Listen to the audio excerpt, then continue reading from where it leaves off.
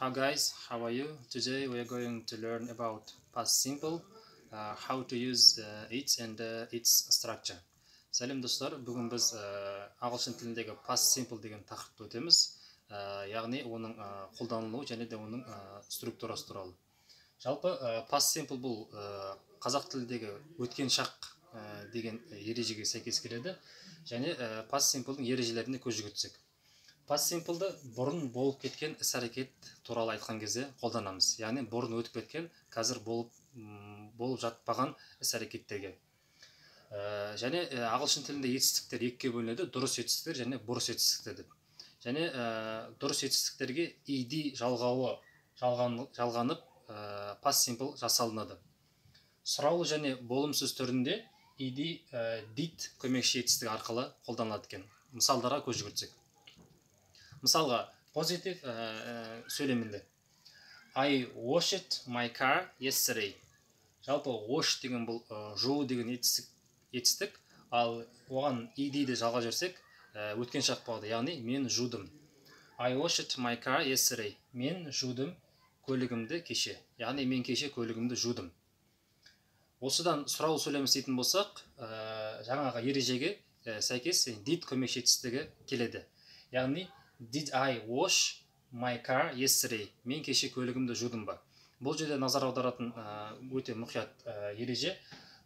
Сұраулы және болымсыз сөйлемдерде етістікке ed жалғауы алынып қалады. Яғни ол жаңағы did-қа жалғанып кетеді. Сол сияқты болымсыз сөйлемде I did not wash my car yesterday. Did not-ты didn't деп қысқартсаңыздар болады екен. Сол сияқты мына жерде кейбір етістіктер, яғни love сүю болса, сүйдім немесе сүйді болатын болса, loved болады. Smoke темекі шегу, темекі шекті немесе темекі әр есімдікке байланысты бұл. Smoked болады. Мысалға, мен темекі шектім болса, I smoked. Laugh күлу болса, күлдім болса, I laughed деп жалғанады екен. Және де біздің келесі өтетін тақырыбымыз бұл irregular verbs, яғни бұрыс етістіктер. Алдыңғы сабақта айтқандай, етістіктер ағылшын тілінде екіге бөлінеді. Regular verbs, яғни дұрыс етістіктер, irregular verbs бұл бұрыс етістіктер болып табылады екен. Бұл дегеніміз бұрыс деп ат айтып тұрғандай, бұл етістік ережеге бағынбайды. Яғни өткен шақ етістігінде болған ed жалғанбайды.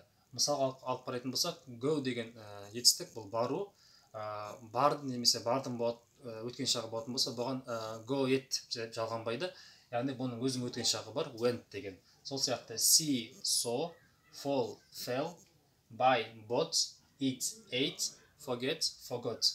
Яғни осындай бір қатар тізімдегі етістіктер ережеге бағынбай өз алдына болымды сөйлемде өзінің етістіктер болады. Мысал көз жүгіртсек.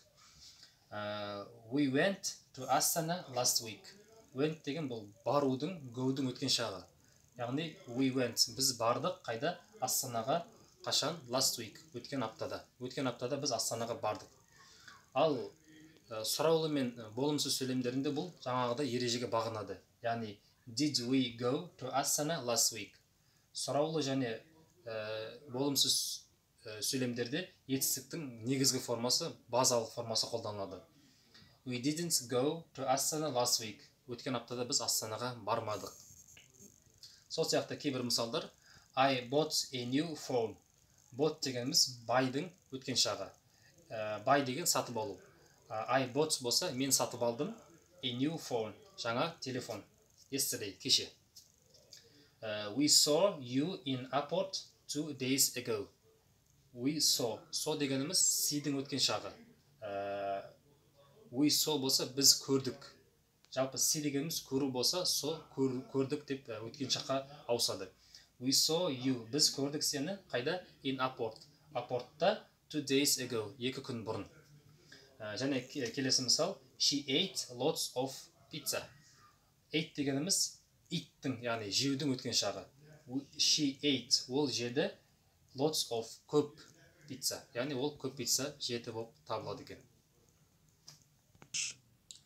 Және біздің өтетін келесі тақырыбымыз бұл present continuous for future, яғни going to деген ереже. Бұл қай кезде қолданылады? Енді істейін деп жатқан іс әрекетке біз осы ережені қолданамыз, яғни going to ережесін. Мысалдарға көз жүгіртсек. Мысалға, I am going to buy a car. Going to дегеніміз бұл бір дегені істейін деп жатырмын деген мағынаға келеді. Яғни I am going to деген мен істейін деп жатырмын. I am going to buy. Buy дегеніміз сатып алу.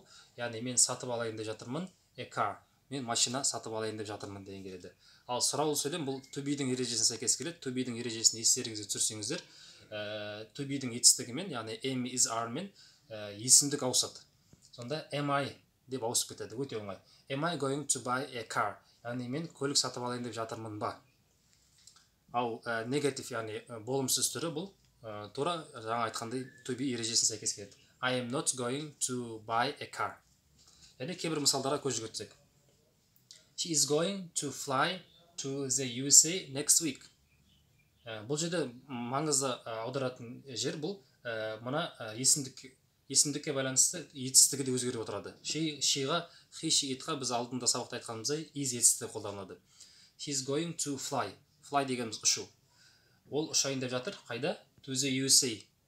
Америка штаттарына next week. Келесі аптада.